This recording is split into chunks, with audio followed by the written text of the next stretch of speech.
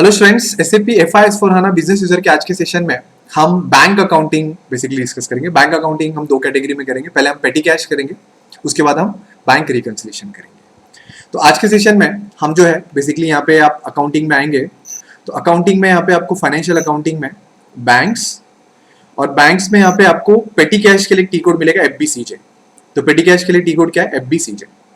ठीक है, तो पेटी कैश अगर आप मेंटेन कर रहे हो, पहली चीज तो आपको ध्यान में रखने की पेटी कैश होता है क्या। तो पेटी कैश मतलब जो कैश में एक्सपेंसेस करते हो सब हम पेटी कैश में मेंटेन करते हैं।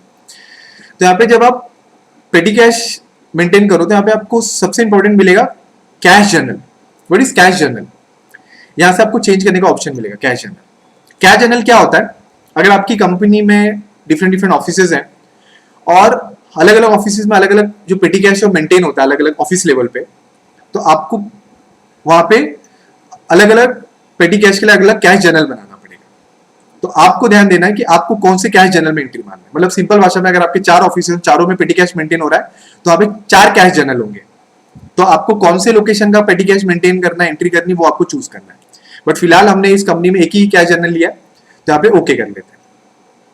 तो यहाँ पे आज का डेट आ रहा है, तो यहाँ पे आपको डेट रिफ्लेक्ट हो रहा है और यहाँ पे आपके कैश में ओपनिंग बैलेंस पहले से आपके पास कितना कैश है और आज के डेट में क्या ट्रांजैक्शन हुए, प्लस एंड माइनस। ठीक है, अगर आपके कैश पेमेंट हुए तो यहाँ पे होगा और कैश रिसीव्ड हुआ है तो यहाँ पे होगा। ठीक है, तो यहाँ पे पेटी कैश में आपको 6 तरह के ट्रांजैक्शन मिलेंगे। 6, ध्यान रखना। कौन से ट्रांजैक्शन है? 6। सबसे पहले आपको मिलेगा कैश विड्रॉ, कैश डिपॉजिट, जिसको कॉन्ट्रा एंट्री बोलते हैं, टैली में आपने किया होगा। जिसे मान लेते हैं मेरे पास 90,000 मुझे कैश विड्रॉ करना है। ठीक है, तो कैश रिसिप्ट, तो यहाँ पे हम बिजनेस ट्रांजेक्शन लेंगे।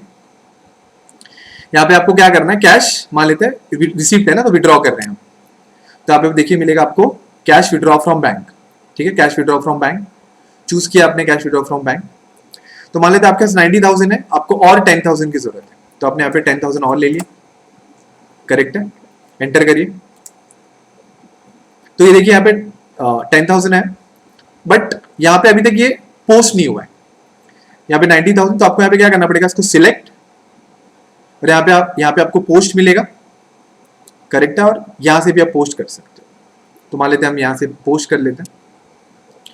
अब देख सकते हैं यहाँ पे ग्रीन हो चुका है, वैल्यू 1 लाख है। तो 90 ओपनिंग और आज के डेट में हमने 10,000 का कैश विड्रॉ किया। कैश में हमारा 10,000 विड्रॉ हो चुका है। अब मान लेते हैं आपने कैश में सेल किया। ठीक है, एक तो सेल हम FB70 में करते हैं और फिर पैसा कलेक्ट करते हैं, है ना, FI/28 में। तो मान लेते हैं आपने डायरेक्टली यहीं से सेल कर दिया।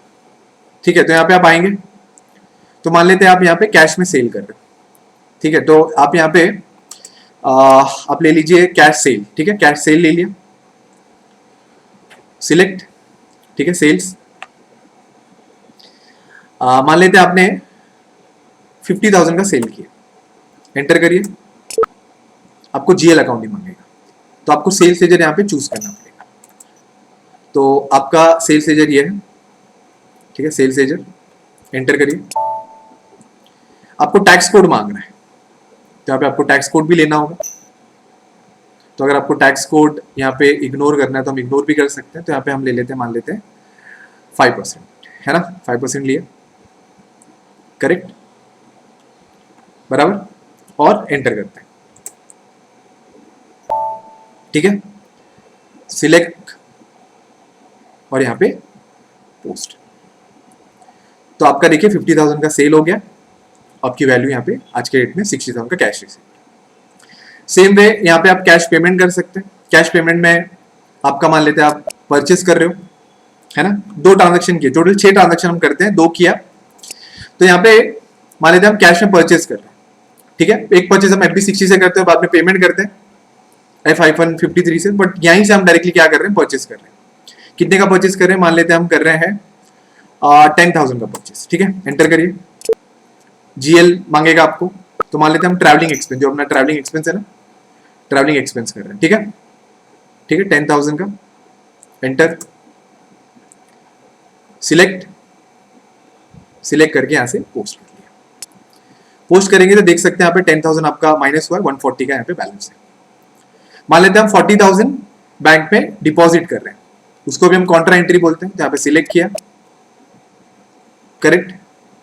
यहाँ पे आपकी entry cash deposit to bank है ना, आप कैश डिपॉजिट कर रहे हो बैंक में, तो सिलेक्ट किया आपने, तो यहाँ पे आप सिलेक्ट करोगे कितना डिपॉजिट कर रहे हो, मान लेते 40,000 जो आपके पास है, आप पूरा का पूरा डिपॉजिट कर रहे हो 40,000, 1 लाख बैलेंस रहेगा, एंटर, सिलेक्ट किया और यहाँ से पोस्ट कर दिया। तो आप देख सकते हैं यहाँ पे 50,000 आपका डिपॉजिट हुआ, 1 लाख बैलेंस है। तो हमने टोटल 4 करी। अब यहाँ पे ऐसा हो सकता है कि अगर आपके पास बैलेंस है आपके पास जो है FBL 3 है, FBL 5 में, तो मान लेते हैं हम FBL पहले हम 5 करते हैं, कस्टमर अकाउंट, ठीक है। हमने अगर कोई एंट्री करी है, मान लेते हैं महिंद्रा, राइट, करेक्ट, या फिर हम महिंद्रा में देख लेते हैं 1006, क्या हमारे पास कोई बैलेंस है, ओपन आइटम है, ठीक है। तो हाँ ओपन आइटम है, तो मान लेते हैं हमने सेल FB70 से किया और पैसा कैश में आ रहा है, इतना पैसा कैश में नहीं आता क्योंकि कैश में लिमिट होती है 10,000 की, उससे ऊपर कैश में अमाउंट नहीं होता, बट फिर भी एग्जांपल के तौर पे मान लेते हैं जो 40,000 है ये आपको कैश में रिसीव हो रहा है, मतलब सेल आपने FB70 से किया लेकिन पैसा वो कैश में दे रहा है, ठीक है। तो आप ये 40,000 का एंट्री मान लेते पैसा आपको कैश में आ रहा है, तो यहाँ पे आप 40,000 का जो ये अमाउंट है, तो आपको नेक्स्ट ट्रांजेक्शन मिलता है कि आपने सेल FB70 से किया लेकिन पैसा कैश में आ रहा है। एक तो कैश सेल है जहाँ पे आप सेल ही कैश में कर रहे हो और यहाँ पे पैसा आपको कैश में आ रहा है, तो यहाँ पे हम जो है वेंडर आपका पेमेंट आ रहा है ना, तो पहले हम करते हैं कैश रिसिप्ट, ठीक है, कैश रिसिप्ट करते हैं, या फिर हम एक बार पहले पेमेंट के लिए देखते हैं, तो यहाँ पे हम ले लेते हैं FBL 1N ले लेते हैं ना, वेंडर ओपन आइटम एग्जीक्यूट करते हैं, हमने वेंडर क्रिएट किया है इंस्टाग्राम, राइट, इंस्टाग्राम में ओपन आइटम, तो बैलेंस होगा तो ले लेते हैं, तो मान लेते हैं ये 5,000 का, ठीक है, ये 5,000 का जो अमाउंट है वो हम पे कर रहे हैं, ठीक है, तो कैश पेमेंट, तो यहाँ पे आपको जो है मतलब आपने परचेज FB60 से किया या फिर आपने एसेट परचेज किया लेकिन पेमेंट आप कैश में कर रहे हो, ठीक है, तो यहाँ पे हम करेंगे वेंडर पेमेंट, तो वेंडर पेमेंट, ठीक है, लिया, कितने का पेमेंट कर रहे हैं वेंडर का, हम 5,000 का, ठीक है। तो यहाँ पे हमें वेंडर नंबर लेना पड़ेगा, क्या वेंडर है 321005, तो हम वेंडर लेंगे 321005, एंटर, ठीक है, इंस्टाग्राम सिलेक्ट किया, यहाँ से पोस्ट कर दिया, देख सकते हैं यहाँ पे 5,000 का पेमेंट हो गया, करेक्ट। तो यहाँ पे अगर हम रिफ्रेश करें, अगर ये क्लियर हो गया है तो यहाँ से रिमूव हो जाएगा, अगर ये नहीं हुआ रिमूव तो आपको मैनुअल क्लियरिंग करना होगा। ध्यान है मैनुअल क्लियरिंग हमने जैसे इसमें किया है, किसमें आपका इसमें FB03 से सॉरी GL अकाउंटिंग में F-03 आई थिंक है ना, तो यहाँ पे आपको मैनुअल क्लियरिंग करना पड़ेगा। तो मैनुअल क्लियरिंग करने के लिए आपको यहाँ पे अकाउंटिंग में, फाइनेंशियल अकाउंटिंग में, ARAP दोनों बता देता हूँ क्योंकि हमें दोनों के लिए लगेगा, क्योंकि अगर वो क्लियर नहीं हो रहा है तो यहाँ पे आप अकाउंट में आएंगे, तो यहाँ पे F-44 है AP के लिए, तो F-44 से आपको मैनुअल क्लियरिंग करना पड़ेगा और यहाँ पे आपको मिलेगा F-32, ठीक है, F-32 से मैनुअल क्लियरिंग, बट मुझे फिलहाल आपको मैनुअल क्लियरिंग नहीं, मुझे आपको बताना है आपको अभी FBL fine customer account execute, और मान लेते हैं ये 40,000 पैसा हमें या फिर 52 या 56 हमें क्या आ रहा है, कैश में आ रहा है, ठीक है। तो अभी हम कैश रिसीव करेंगे, तो यहाँ पे हम कर लेते हैं कस्टमर रिसिप्ट, ठीक है, कस्टमर पेमेंट, ठीक है, कस्टमर पेमेंट।